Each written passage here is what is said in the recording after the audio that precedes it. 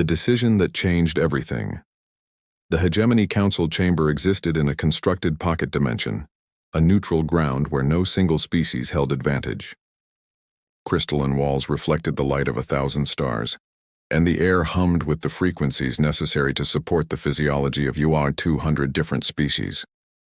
Representatives from civilizations that had existed for millions of years gathered in perfect silence, waiting for the proceedings to begin. Ambassador Kryn stood at the central platform, his form a strange amalgamation of evolution and technology. The Valorian species had learned long ago to enhance their natural bodies with cybernetic components. Half his body appeared organic, scaled and muscular, while the other half gleamed with polished titanium. His forearms moved with precise gestures as holographic displays materialized around him, each one displaying information about a distant blue world orbiting a yellow star. The situation has become critical, Kryn announced, his voice translated into every language present. The humans of Earth have violated the Colonial Expansion Accord 17 times in the last 5 years. They have established settlements in protected regions, extracted resources from disputed territories, and refused to acknowledge hegemony authority on multiple occasions. The hologram shifted, showing a blue planet with white swirling clouds. Then the image zoomed closer, revealing dozens of human spacecraft scattered throughout nearby star systems. Trade vessels, mining operations, research stations, and military patrols were marked with red indicators. The scale seemed impossibly large compared to what the Council expected from a species that had only achieved spaceflight 2 centuries ago. They are primitives, Kryn continued. Their largest warship masses barely 50,000 tons. Their weapons rely on kinetic strikes and primitive energy weapons. They possess no neural network technology, no quantum communication systems, no graviton shields. By any measure, they are centuries behind even the youngest Council species. Yet despite this technological gap, they ignore our warnings and continue their expansion as if they own the galaxy. An alien from the Pelian Collective raised one of her 3 eye stalks. If they are so primitive, what is the actual threat? Should we not simply crush them if they become troublesome? Kryn nodded. Precisely my point, Counselor. This is not a complex problem requiring deliberation. This is a simple matter of enforcement. We have warned them. We have given them every opportunity to comply with galactic law. They have refused.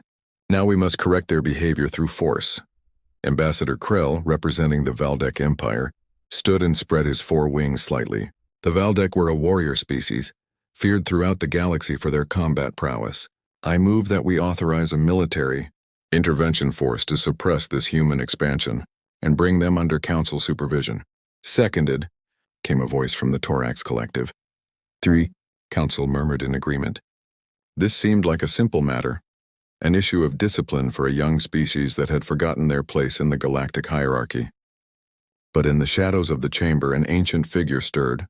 Observer Thaxis slowly rose from his seat. The observers were a special order within the hegemony, tasked with studying and understanding all species. Thaxis had held his position for over 3,000 years, and when he spoke, even the most arrogant council members listened. His species was rarely seen anymore, existing partially outside normal spacetime, which gave them a perspective others lacked. Before we proceed with a vote, Thaxis said, his voice seeming to come from very far away, I must present additional information regarding human psychology and history. Kryn's form stiffened slightly. The human psychology is irrelevant. What matters is their violation of council law. Is it? Thaxis challenged. Have any of you studied their historical records? Have you examined how they respond to existential threats? The council chamber remained silent. This was unusual territory. Most species were analyzed for military capability, technological development, and resource value. The internal psychology of a species was rarely considered relevant. Thaxis activated his own display systems and images of Earth appeared throughout the chamber.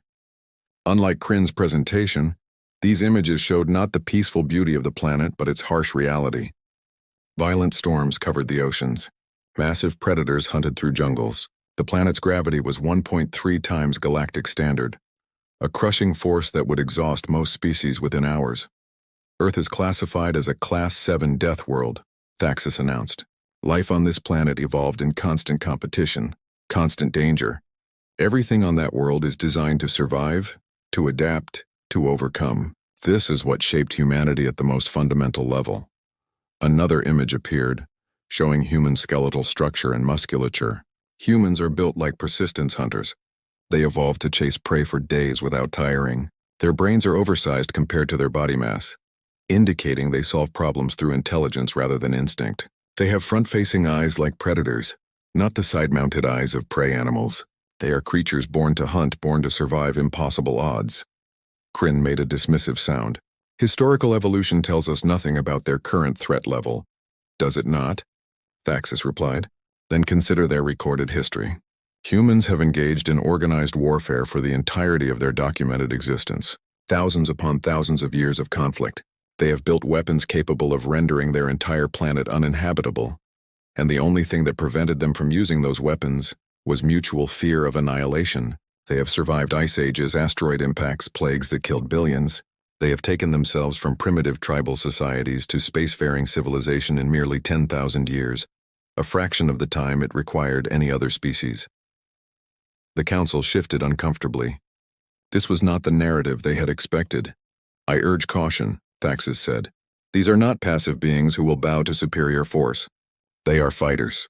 They are survivors. They understand desperation in ways we do not. Should you choose military intervention, you must understand that humans do not surrender, not truly. They adapt. They evolve. They find ways to turn disadvantage into advantage. Ambassador Kryn stood again, his voice taking on an edge of frustration. Observer, you speak as though these primitives pose a genuine threat. They do not. We have fleets that could obliterate their entire civilization in a matter of weeks. The Korthian-Valdek coalition alone possesses weaponry that exceeds human capability by orders of magnitude. Technology is not the only form of power, Thaxis replied quietly. Then what is? Kryn demanded. Will and determination? Those abstract qualities cannot stand against starships and weapon systems that function on principles they have not even theorized yet. Thaxis met Kryn's gaze directly. Will and determination are precisely what will stand against you. Humans possess these qualities in quantities that exceed any species I have studied in my 3,000 years of observation. They will not accept domination easily. They will not yield to fear, and if you back them into a corner, if you threaten their survival, they will become something you have never encountered before. The council chamber erupted in debate. Most dismissed Thaxis's warnings as the paranoid speculation of an alien, whose perspective was too alien to be trusted. Ambassador Kryn moved to call for a vote. Council Matriarch Salen, who had guided the hegemony for 5 centuries, raised her hand for silence. The matriarch was a being of pure logic, her species having evolved technology that interfaced directly with consciousness. She had seen dozens of species attempt to violate galactic law, and the hegemony's response had always been swift and decisive. The evidence is clear, Selen announced. The humans of Earth are in violation of fundamental accords. They refuse diplomatic solutions. They ignore warnings. We have attempted patience for 200 years. The time for patience has passed. She gestured and new images appeared. Humans settling on worlds designated for preservation, mining operations on asteroids claimed by established colonies, ships exploring regions explicitly marked as restricted zones for research purposes. It was a clear pattern of disregard for council authority. I move for immediate military intervention, Selen declared. We will establish a task force to bring humanity into compliance or to suppress their ability to continue this expansion. All in favor? The chamber lit up with affirmation signals. Lights, sounds, and symbols of agreement filled every available space. Some hesitated, many openly doubted, but faced with the weight of collective council opinion, most acquiesced. The vote was nearly unanimous. Only Thaxis remained silent, watching the proceedings with ancient eyes that had witnessed the rise and fall of civilizations. 2 days later, Admiral Korsith stood on the command bridge of the flagship Indomitable Reach. She was a member of the Korthian species, bred and trained from birth to lead military operations. Her form was lean and powerful, with skin that shifted color based on emotion. Right now her scales rippled with eager gold tones as she reviewed the tactical briefing for Operation Compliance. 12,000 combat vessels, 400,000 soldiers from a dozen different species, 3 months of supply reserves. Enough firepower to devastate any planetary surface and enough armor to withstand almost any known weapon system. It was an invasion force designed to be overwhelming, unstoppable, a hammer that would crush any resistance before it could properly form. Status report, Korsith commanded. Her tactical officer, a Velkin whose telepathic abilities made him invaluable for coordinating complex operations, projected a holographic display across the bridge. All vessels report ready status, Admiral. Weapon systems are online. Troops are prepared for deployment. We have confirmed no human military vessels within 3 light-years of Earth. They remain unaware of our approach. Korsith allowed herself a small smile. This was going to be almost absurdly easy. Humans were primitive, isolated, unprepared for war against an interstellar coalition. They probably still thought in terms of planetary conflicts, local battlefields, limited resources. They had no concept of what true galactic warfare entailed. Set course for the Sol system, Korsith ordered.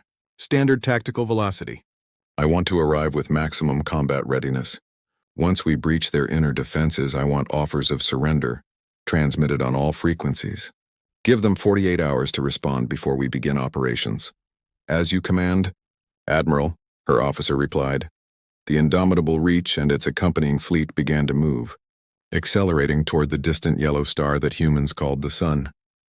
Behind them came the massive industrial complex that would support the occupation force, medical ships, supply vessels, communication arrays. It was a migration of military might, a show of force so vast that it could not possibly fail. On the observation deck, Thaxis watched the fleet depart through a viewing portal.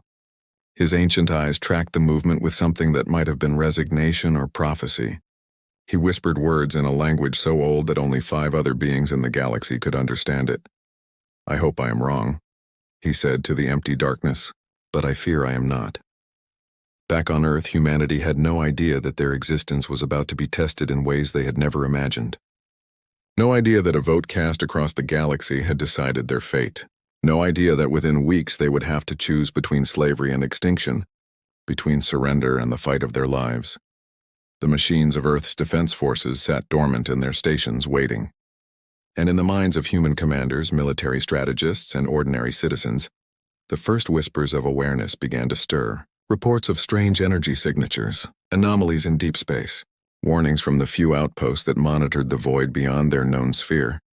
Humanity was about to discover what they truly were capable of, and the Hegemony Council was about to learn that some lessons could only be taught through fire and blood.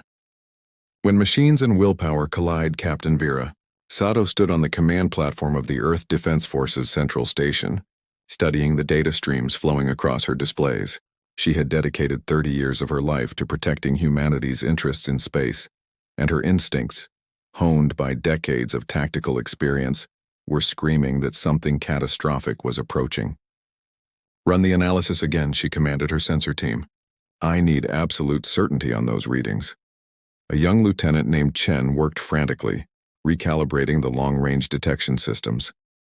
The Earth Defense Force's technology was impressive by the standards of a young spacefaring civilization, but it was primitive compared to what the galaxy's older powers possessed. That had always been a point of frustration for Vera. Humanity had always been aware that other civilizations existed, that humans were, in cosmic terms, the new kids on the block. That awareness had driven their entire approach to space exploration, pushing them to be better, faster, more innovative than anyone expected. Captain, Chen said, his voice trembling slightly, I'm detecting multiple massive energy signatures approximately 2 light-years distant, arranged in formation. Initial analysis suggests over 10,000 distinct energy readings. That's impossible. No single nation has 10,000 ships. No single alliance has 10,000 ships. Vera felt her stomach tighten. She had always known this possibility existed. The galaxy was vast, filled with civilizations older and more powerful than humanity. It was only a matter of time before one of them decided that humans were more problem than benefit. Send priority alert to all command centers, she ordered. Full strategic alert status. I want every vessel we have within communication range heading back to near-Earth space within the hour. And get me a secure line to the Security Council. Within minutes, the reality of humanity's situation became clear. The Hegemony Council had voted to bring them into compliance. An invasion force vast beyond human comprehension was en route. They would arrive in Earth space within 6 weeks. The response from Earth's leadership was mixed. Some advocated for surrender, for compliance with whatever demands the hegemony issued. Others called for resistance, for a desperate stand using every resource humanity possessed. Arguments raged in chambers and conference rooms across the planet, but one voice, that of Council President James Morrison, cut through the debate with clarity. "We do not surrender our home," Morrison said in a broadcast that reached every human settlement in space and every listening post across Earth. "We did not climb from the depths of our gravity well, overcome plague and war and ice ages, just to kneel before those who see us as less than equal. We will fight." That statement became the rallying cry. Humanity had entered a period known as the convergence, a complete reorganization of all human industry, all human effort, toward a single purpose: survival. Military manufacturing centers began producing weapons at unprecedented rates. Scientists who had spent their careers on theoretical research were drafted into weapons development programs. Civilians volunteered by the millions to join military forces. Something ancient stirred in the human spirit. Something that had been dormant in the relatively peaceful centuries since Earth's nations had unified. When the hegemony fleet arrived at the outer edges of Earth's solar system, they found something unexpected. Instead of the scattered, disorganized defense they had anticipated, they found something resembling actual military preparation. Human vessels, while individually outmatched, had been positioned strategically throughout the system. The larger planets had been fortified. Orbital stations bristled with weapons. Admiral Corseth received the reports with growing bemusement. "They are attempting to mount a defense," she said to her tactical staff. "It is almost endearing. Prepare a surrender ultimatum." A message was transmitted across all frequencies. The Hegemony Council demanded immediate surrender. Humans were to stand down all military forces, cease all resistance, and prepare for occupation and integration into the hegemony's administrative system. They were given 48 hours to respond. Captain Vera Sato received the ultimatum in her command center. She read the terms, her jaw tightening with each word. Then, with deliberate precision, she composed humanity's response. To the invading force, the message began, broadcast from Earth itself, translated into what humans could reconstruct of the hegemony's primary language. "We are humans of Earth. We did not ask for this conflict. We sought only to expand our horizons, to explore the stars that have called to us since we first gazed upward at the night sky. But if you come here seeking to make us slaves, to strip us of our autonomy and our future, then we have one answer: no. We will not surrender. We will not yield. We will fight, and we will make you pay for every single meter of space you attempt to take from us." Admiral Corseth listened to the message with a mixture of contempt and curiosity. "How defiant," she said. "How ultimately futile. Begin orbital strikes against their command structures. I want their military capability neutralized within 3 days." What followed was a conflict unlike anything the galaxy had experienced in millennia. Humans, facing an enemy with vastly superior technology, did what humans had always done throughout their history. They adapted. They innovated. They refused to accept the logic of defeat. The first wave of hegemony fighters descended toward Earth's surface, expecting minimal resistance. Instead, they encountered a planet that had been transformed into a fortress. Humans, unable to compete with alien technology head-to-head, had resorted to tactics that harked back to their earliest warfare. Mountains had been hollowed out and turned into fortified positions. Tunnels connected vast networks of supply caches and military bases. Civilians had been trained in basic combat operations. Every building was a potential strong point.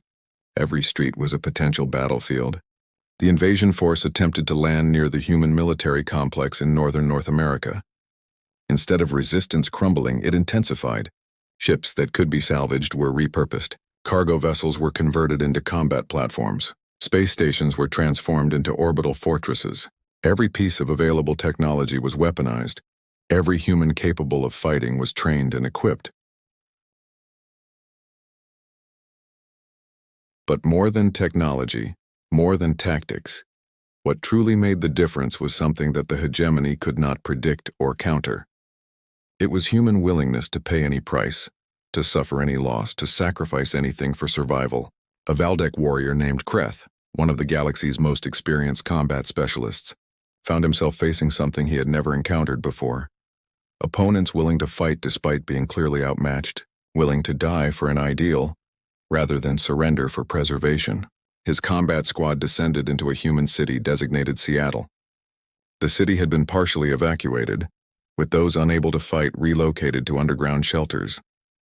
Those capable of combat remained, scattered throughout the urban environment in defensive positions.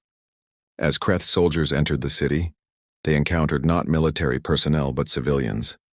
Elderly humans, teenagers barely old enough to fight, humans with disabilities they could not overcome, yet they all bore weapons, and they all engaged in resistance.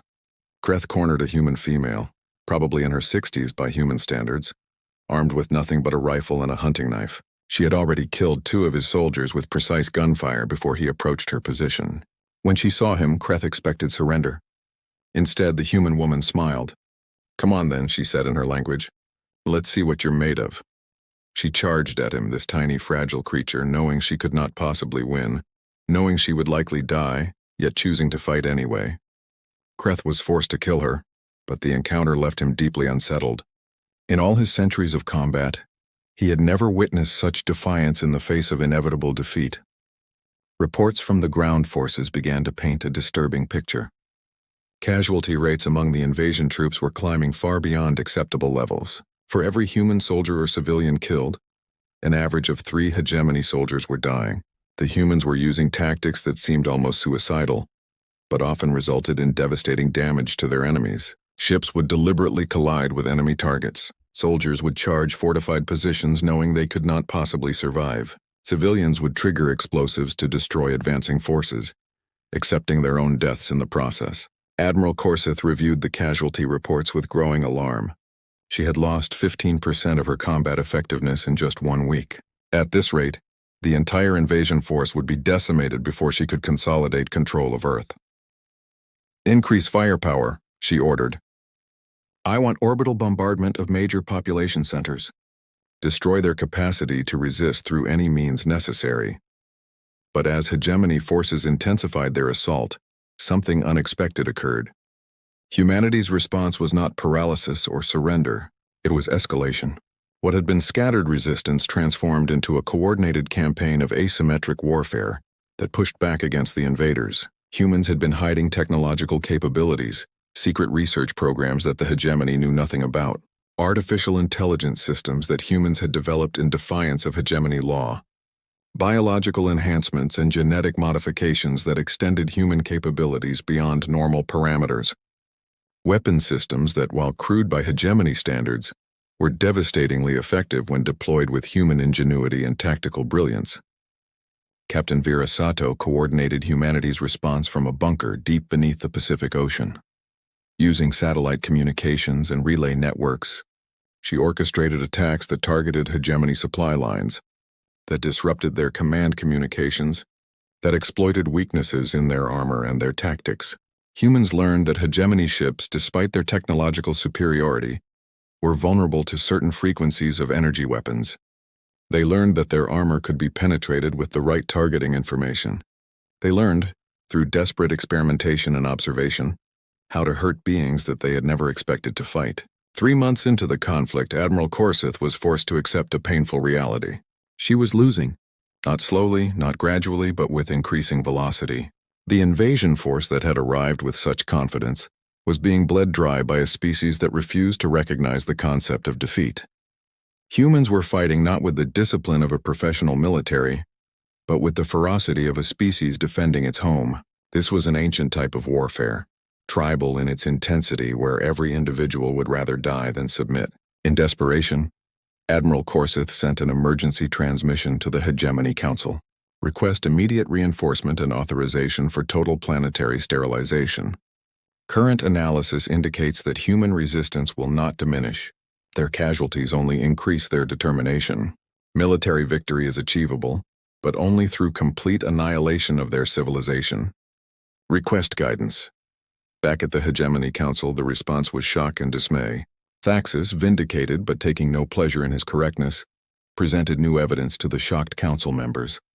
Humans had already begun converting their entire planetary industrial base to military production. They were generating new ships, new weapons, new weapon systems at rates that were exceeding even hegemony capacity. More disturbing, They were beginning to experiment with weapon systems that violated hegemony conventions. Weapons that could potentially threaten even the most advanced hegemony civilizations. Council Matriarch Salen looked at the data with a mixture of horror and grudging respect. "We have made a terrible miscalculation," she said quietly. "We judge them by their technology and miss the fundamental truth about their nature. We are not fighting an enemy that can be defeated through superior firepower. We are fighting an enemy that becomes more dangerous the more we threaten it. We need to consider negotiation before this becomes a conflict that destabilizes the entire galactic order." But on Earth, humans had already made their decision. They would not negotiate from weakness. They would not accept peace that required them to abandon their expansion or their autonomy. And as human warships manufactured in accelerated production cycles began to emerge from orbital shipyards in increasing numbers, it became clear to all observers that the hegemony's invasion had not conquered Earth. It had awakened something that the galaxy had never truly understood. Humanity had always been dangerous.